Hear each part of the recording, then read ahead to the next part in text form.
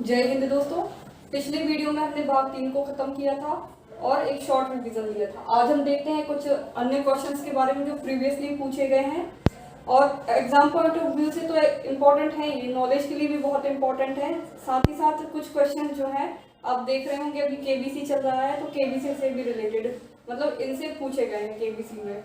तो देखते हैं सबसे पहले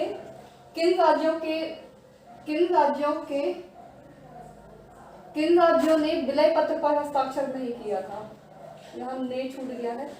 तो मैंने आपको बताया था कि 3 राज्य ऐसे थे जिन्होंने विलय पत्र पे हस्ताक्षर नहीं किए थे, यानी 3 क्षेत्र थे। एक यहाँ पे भारत का मैप अगर आप देख पा रहे होंगे तो ये हैदराबाद रियासत थी, यहाँ पे ये जूनागढ़ रियासत थी, ये सौराष्ट्र वाला एरिया गुजरात का, और ये जम्मू कश्मीर वाला एरिया।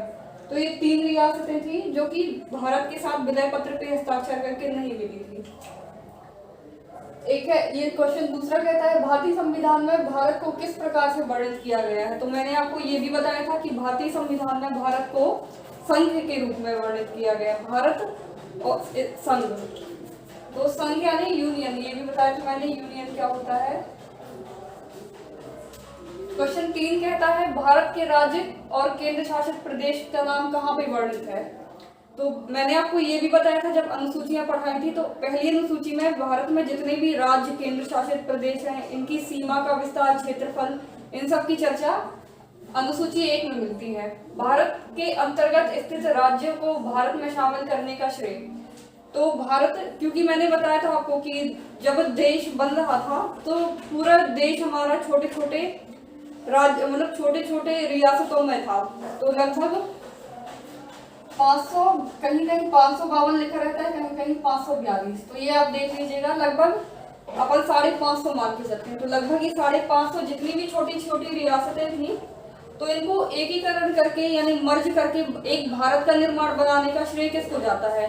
तो ये हमारे सरदार वल्लभ भाई पटेल,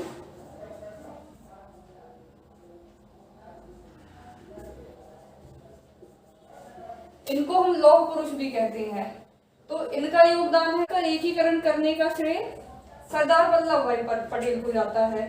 तो वैसे मैंने आपको बताया था उस टाइम कि टोटल 3 लोगों ने एकीकरण किया था, पर सबसे महत्वपूर्ण योगदान चूंकि इनका था तो इनका नाम दिया जाता है। तो 2 और कौन थे, एक थे वीपी मेनन जो उस टाइम पे IAS अधिकारी थे, और दूसरे थे हमारे लॉर्ड माउंटबेटन जो कि माउंटबेटन प्लान के कर्ता धर्ता थे और हमारे अंतिम वायसराय भी थे भारत के। नेक्स्ट क्वेश्चन है राज्य पुनर्गठन आयोग कब लागू हुआ और उसके पहले कितने राज्य थे। तो मैंने आपको बताया था राज्य पुनर्गठन आयोग लागू होने के पहले 4 राज्य थे देश में, सिर्फ 4 राज्य थे। एक था राज्य A, एक B, एक C और एक D। और जब राज्य पुनर्गठन आयोग 1956 में गठित हुआ था, मतलब गठित तो 1953 में हुआ था, जिसकी रिपोर्ट 1956 में आई थी। तो जब गठन पूछेगा तो 1953 बताना है, और जब पूछेगा कि ये लागू कब हुआ तो 1956 बताना है। तो आप देखते होंगे कोई भी राज्य पूछता है कि इसकी स्थापना कब हुई, तो मोस्टली आंसर आता है 1956, क्योंकि राज्य पूरे देश में राज्यों का पुनर्गठन 1956 में लगा था। और कुछ कुछ राज्य ऐसे हैं जिनका पुनर्गठन मतलब पुनर्गठन के बाद जिनका निर्माण हुआ था, और कुछ कुछ राज्य जिनका निर्माण पुनर्गठन के पहले ही हो गया था। जैसे अपन ने देखा 1953 में आंध्र प्रदेश का निर्माण हुआ था। अब नेक्स्ट क्वेश्चन है भारतीय संघ में किस राज्य को सम्मिलित करने का भारतीय संघ में राज्य को सम्मिलित करने का अधिकार किसे है। तो ये क्वेश्चन भी मैंने आपको बताया था कि ये अधिकार संसद को होता है। संसद राष्ट्रपति की पूर्वानुमति पे, पूर्वानुमति मतलब अगर वो किसी राज्य को बनाने, तोड़ने या मिलाने जा रही है, यानी विदेशी राज्य को मिलाने जा रही है, तो राष्ट्रपति को पूर्वानुमति देते हैं कि हम ये कार्य करने जा रहे हैं। और पूर्वानुमति से मतलब है कि उनको पहले से ही बताएंगे, मौखिक भी हो सकता है ये और ये लिखित भी हो सकता है, ऐसा कोई रेस्ट्रिक्शंस नहीं है उनके सामने। तो संसद पहले बताएगी। अब राष्ट्रपति हाँ भी बोल सकते हैं, ना भी बोल सकते हैं, पर उनकी ना का कोई मतलब नहीं निकलता है। तो ये सिर्फ फॉर्मेलिटी होती है, क्योंकि राष्ट्रपति हमारे देश का प्रथम नागरिक होता है, इसलिए उनसे पूछना हमको एक फॉर्मेट मतलब जरूरी होता है उनके पद के हिसाब से। तो ये अधिकार संसद को होता है। अब है भाषा के आधार पर गठित होने वाला देश का प्रथम राज्य। तो ये भी मैंने बताया था आपको, आंध्र प्रदेश है। 1 अक्टूबर 1953 में हुआ था इसका गठन। अभी देखते हैं कुछ और पुनर्गठन जो कि थोड़ा सा इम्पोर्टेंट है। जैसे बम्बई पुनर्गठन आयोग 1960 में आया था। तो ये बम्बई पुनर्गठन आयोग क्या होता है, तो आप ये मैप पे देख पा रहे होंगे, ये गुजरात वाला क्षेत्र है और ये महाराष्ट्र वाला क्षेत्र है। तो ये गुजरात और महाराष्ट्र पहले संयुक्त रूप से बम्बई कहलाता था। लोग समझते हैं कि मुंबई को ही बम्बई कहते हैं, तो नहीं, ये दोनों ही अलग अलग चीज है। बम्बई जो था एक पूरे स्टेट कहलाता था, जबकि मुंबई राजधानी मात्र है। तो क्या हुआ था, मैंने बताया था कि भाषा के आधार पे मुख्य मेन लड़ाई हुई थी कि हमको अलग अलग राज्य चाहिए। तो यहाँ पे गुजराती भाषाई लोग रहते थे और नीचे मराठी भाषा। तो गुजरातियों को मराठी भाषाओं से प्रॉब्लम होने लगी थी। जैसे कि यहाँ पे मैंने बताया था आंध्र प्रदेश और तमिलनाडु में क्लैशेस होने लगे थे। तो उसकी वजह से यहाँ पे मांग उठी। तो फाइनली 1960 में ये पुनर्गठन आयोग आया, जिसके फलस्वरूप गुजरात और महाराष्ट्र का निर्माण हुआ है। तो ये दो राज्य बनते हैं, बम्बई से टूट के। उसके बाद केरल जो है, ये अभी आप देखेंगे कि केबीसी में भी केरल से रिलेटेड एक क्वेश्चन आया था। तो आपको ध्यान रखना है, केरल कोचीन और त्रावणकोर से मिलकर बना है। ये भी 1956 में ही बना था, पर इसमें मुख्य क्षेत्र कोचीन और त्रावणकोर शामिल थे। तो फलस्वरूप ये हमारा केरल बनता है।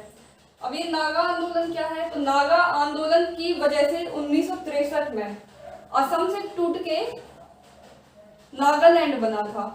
यानी असम के अंदर ही पहले नागालैंड हुआ करता था, पर वही कि यहाँ पे आंदोलन हुआ कि नागाओं को अलग से क्षेत्र चाहिए, तो असम से तोड़ के इसे नागालैंड बनाया गया। तो अभी भी आप देखते होंगे कि यहाँ पे कुछ ना कुछ इंसर्जेंसीज की घटनाएं होती रहती हैं। उसके बाद पेप्सू, इसके बारे में मैंने बताया था आपको कि ये जो पेप्सू है, ये शाह आयोग की सिफारिश पे पेप्सू को तोड़ा गया था, जो कि 1966 में आया था, जिसके फलस्वरूप 4 राज्य बने थे। मतलब 3 राज्य और एक यूनियन टेरिटरी। तो राज्य कौन से हैं, एक हरियाणा है, एक पंजाब है, एक हिमाचल प्रदेश, और इन दोनों की संयुक्त राजधानी चंडीगढ़ थी। और चूंकि चंडीगढ़ में लड़ाई ना हो, इसलिए इसे केंद्र शासित बना दिया था।